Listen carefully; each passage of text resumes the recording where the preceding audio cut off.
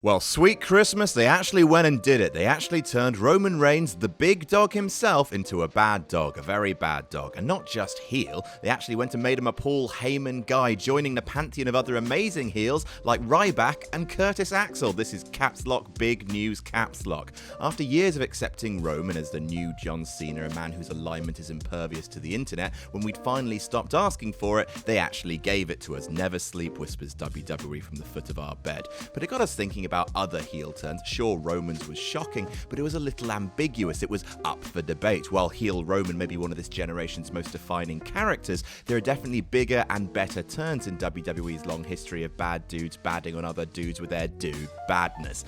These are the 10 greatest heel turns in WWE history. Honorable mention, Becky Lynch turning heel on Charlotte, which, gave us a main event of WrestleMania, went over a bloody treat with the fans, was perhaps 2018's most important turn, but it was also a heel turn that drew nothing but cheers and had the crowd chanting, "You deserve it," at the battered, mewling babyface, so don't know if it counts, just wanted to mention it so none of you whiny f***ers do. Number 10, float like a butterfly, sting like a plan B. Can't spell heels without the sh-heeled. All three dog boys have been individual bad dogs now, but you never forget your first. Ha ha ha. Seth Rollins began his journey of being more nasal than the penguin on an all-helium diet by betraying his pals on a July episode of Raw in 2014, and it's somewhat poetic that the most impactful and defining moment in the Shield's life was its death. Rollins bought into the authorities' pension plan and canned his fellow dogs literally the night after their most dominant victory over Revolution, WWE's favourite faction. It was a hugely shocking moment. Everyone expected it to be Ambrose. He was the one who'd sown seeds of dissension earlier in the year. Rollins actually kept everyone together. Plus, he was becoming the Jeff Hardy of the group, having garnered huge high-flying pops just 24 hours earlier. But no, just when the Shield are at the peak of their dominance, the knife slides between their ribs. Hunter Hearst Helmsley sends his regards. Beautiful. Number 9, Kevin Owens is allergic to friendship twice. You know when you wake up in the middle of the night and go to the fridge to get a nice cold slice of ham, but then you step on a Lego brick and you're like, man, f*** Lego. That's how Kevin Owens feels about friends. He's the most emotionally unstable man in the world. One little inconvenience and everybody dies. He first turned heel back in NXT on his first night in the company because Owens' law is like Brannigan's law, hard and fast. He betrayed his best friend Sami Zayn during the happiest moment of his life, exacting a blasé psychological cruelty which would define him for years. Then somehow, in 2017, despite already being heel, he somehow managed to heel turn again in the Festival of Friendship, destroying Chris Jericho, who'd been his best friend for over 6 months. Both instances were wonderful moments of fraternal happiness, having its neck broken, leaving fans aghast and proving why KO is one of the masters of the heel turn. Number 8, champing at the git. I'm a bad friend, says Kevin Owens. Hold my Milwaukee's best, says Tommaso Ciampa, history's worst friend. If you look up friend in the dictionary, you will see a picture of someone who has been killed by Tommaso Ciampa. Mid-2016 to mid-2017 was the year of DIY, the beloved tag team of Johnny Gargano and Tommaso Ciampa, who were the underdog babyface centerpiece of a blisteringly good time for tag teams in NXT. Case in point, DIY versus The Revival at TakeOver Toronto is important wrestling. The two mentees breaking up early that year during the Cruiserweight Classic, but Brotherhood won out and took them to tag title glory. However, when they lost the belts to AOP in January 2017, it began a 3 TakeOver losing streak that ended in NXT TakeOver Chicago, where a very bad thing happened that came to define the main event scene in NXT for, no joke, literal years. Ciampa looked his partner dead in the eyes, whispered, "This is my moment," and ate his soul. The beatdown was so brutal that Johnny Gargano still hasn't emotionally recovered from it to this day, and during their feud of 2018, Ciampa was so loathed that for a while he didn't even need entrance music. He didn't need it because the crowd booing was so loud. Number 7, an act of cowardice. Some heel turns are iconic less because of the turn itself, but because of what came next. Andre the Giant turned heel because of a trophy and cemented the turn by ripping Hogan's shirt. It's not exactly a Shakespearean tragedy. but it did give us the main event of Mania 3. The breakup of the Rockers, as WWE loved to tell us, launched Shawn Michaels on the road to becoming the showstopper, but unlike Andre's, the turn itself was as magical as its legacy. In a segment that justified the existence of Brutus Beefcake all by itself, Shawn Michaels launched Marty Jannetty through the barbershop window and in doing so created the measuring stick for all future tag team implosions. If you ask someone to describe the greatest tag team breakup, sure, you could say The Shield or DIY or the Hardys if you wanted to be wrong, but HBK kicking the Rockers to death is the connoisseur's choice. Number 6, A2Y2J. I think it was Aristotle who once said, "Everywhere I'm looking now, I'm surrounded by your embrace. Baby, I can see your halo. You know you're my saving grace." He also said, "The best endings were surprising, yet inevitable," i.e. things don't turn out exactly as you expect, but in hindsight, they were set up in such a way that things couldn't have happened any other way. Jericho's heel turn on Shawn Michaels in their all-time great feud of 2008 is a perfect example of that. Michaels lied to Y2J, faked an injury, super kicked him, beat him fair and square, and the fans loved him.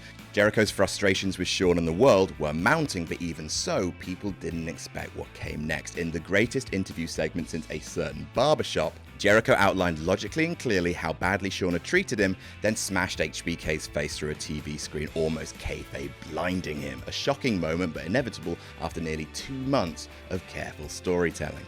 Number 5, not on this night. The Shield heel turns ranked like this: Roman at the bottom, Rollins in the middle, and you f***ing heard me, Dean Ambrose at the top. Now do not get me wrong, Seth's turn had by far the better fallout. The Ambrose-Rollins feud after Dean turned heel was a toilet sandwich, but I will go out on a limb and say, through circumstances that WWE did not create all by themselves, Ambrose's turn was more emotional. It all went down on the October 22nd, 2018 episode of Raw. For weeks, Ambrose had shown frustration with his Shield brothers, himself, his whole lunatic lot in life, but all that changed as real life scrubbed the pageantry of wrestling to one side.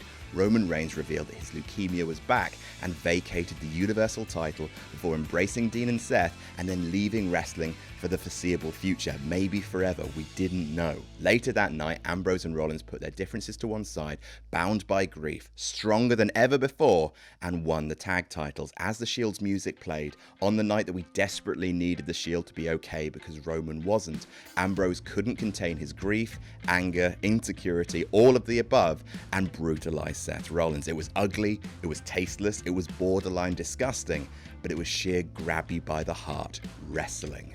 Number 4, putting the S in front of Hitman. You know what's great? When a heel's right. Cartoonish super evil for cartoonish super evil's sake is all fun and games. Here's a picture of evil Vince McMahon exhibiting both fun and games. But a villain's always more interesting when he's right. CM Punk was being disrespected. Daniel Bryan was right about the planet, and in March 1997, Bret Hart was absolutely bang on. Everyone had screwed him. Frustration was not the word for it, and it was bullshit. At the Rumble, Austin cheated to eliminate Bret Hart. A month later on Raw, Austin cheated to cost Bret the title. When Bret finally got his rematch, Undertaker screwed him out of the title in a cage match, leading to Bret Hart shoving Vince to the ground and cutting easily the best promo of his career, railing on the whole injustice of his situation. 6 days later at Mania 13, face Bret and heel Austin double turned when Bret refused to stop attacking Steve Austin after the match. He was absolutely right to be angry, but acted like a dick about it, the best kind of heel.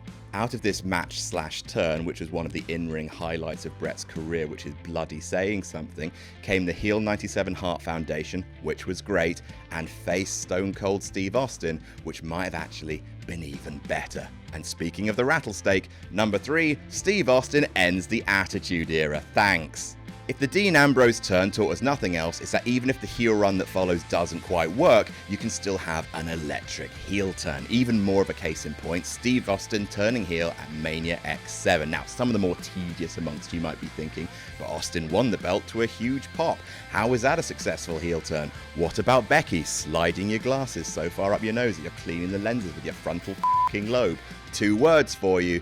Jim Ross. A good turn is not just about the wrestlers, it's the entire presentation. Like him or not, Michael Cole screaming "Not tonight" sold that Dean Ambrose turn beautifully, and sure, the crowd in the arena at WrestleMania X7 might have thought that Vince turned face to help Stone Cold. JR convinced all of us at home that the goddamn world was ending. He screamed himself into a fucking ghost that this was the single worst atrocity committed by man or beast, and there are few calls as iconic as Stone Cold has sold his soul to Satan himself to win the WWF title. From a business perspective, it didn't work out long term, but as a chilling and defining moment of all of our wrestling lives, it's superb. Number 2, Randy Savage snaps, and not into a Slim Jim. Jericho's turn on Shawn Michaels was nearly 2 months in the making. Randy Savage's turn on Hulk Hogan was 16. From the formation of the Mega Powers in October '87, through Savage winning the WWF Championship at WrestleMania 4 with Hogan's help, through Hogan and Elizabeth becoming friends, to Savage getting increasingly frustrated with Hogan's constant show-stealing, hot-dogging, and proximity to Elizabeth, to Savage finally losing it and braining the Hulkster with the title belt on Main Event 2, 16 months. Yes, it was easier back then, as WWE only ran 4 pay-per-views a year. Old man yells at cloud.jpg, but every single major event fed into this gradually told story that spanned 2 WrestleManias. In terms of intentional booking, it remains to this day WWE's masterpiece, but there is one better, and of course, it happened by accident. Number 1, Mr. McMahon starts the Attitude Era. Thanks. Mr. Davis is a no-good piece of shit, and he learned from the best. Mr. McMahon may be the best and most important heel in the history of wrestling, and his turn involved one of the most notorious controversies to ever hit the squared circle, the Montreal Screwjob. A jumbled mass of ego, shoot, and work that conspiracy theorists are still struggling to unpick to this day. Survivor Series 97 saw Vince and champion Bret Hart reach an impasse. Hart was shortly heading to Vince's competition WCW, so he needed to drop the belt at the pay-per-view in Montreal. However, the show was happening in Canada, and after real-life backstage tensions between Bret and Shawn had become so heated and personal, Hart just couldn't stomach dropping the belt in the true North strong and free. So they screwed him, prematurely ended the match, rang the bell, and stripped him of the belt in a monumental pulling back of the curtain. Vince was revealed for the first time to be not just a WWF commentator, but the owner of the company, a company whose beloved workhorse Bret Hart had just been booted out of in the worst way possible. And then Vince went on telly, trying for sympathy with his black eye, saying that Bret screwed Bret. It was seen as a colossal f*** you, and suddenly Vince was the biggest arsehole in town, just in time for a hot new babyface to rise up and oppose him. Cue WWF ratings going through the roof. It wasn't just the most real, most industry-warping, and most avant-garde heel turn in wrestling history,